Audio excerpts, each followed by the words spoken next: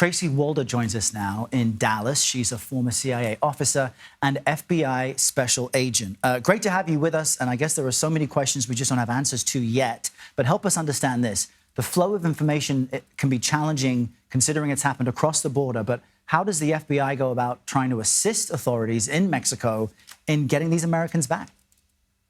Well, thank you so much for having me, Errol and Tony. So they're really going to take a multifaceted approach to this. Really, the FBI has two main goals in mind. First, recovery, safe recovery of the hostages, and then ultimately, hopefully, prosecution.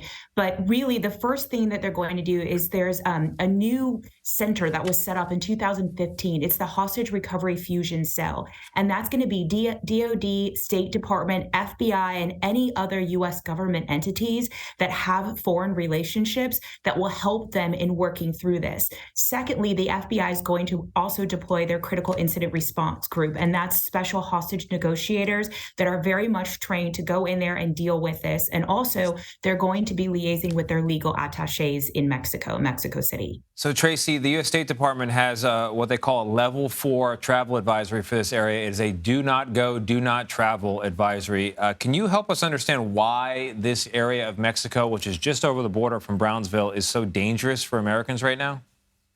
Sure. So that also kind of has two facets to it, if you will. First, level 4, obviously, as you stated, means do not travel. But the second piece to that is if you travel there and do run into a difficult situation, the U.S. government is going to be very, very limited in how they can help you. So other countries that have level 4 travel notifications are Iran, Russia, North Korea. Those are the countries that have them. And so it's going to be very difficult to deal with this situation. Part of the problem that is creating this increase in violence is that there's really a civil war going on right now in the Gulf cartel. That's the cartel that really controls Matamoros and this area of the border. They are vying for control and people get caught in that crossfire. They also need money, and the taking of hostages increases their cash flow. And that's really what's going on. So let's be careful as we talk about this one incident, because we know every day, especially for border states, Americans cross over into Mexico. Mexicans come into the States as part of regular commerce and life.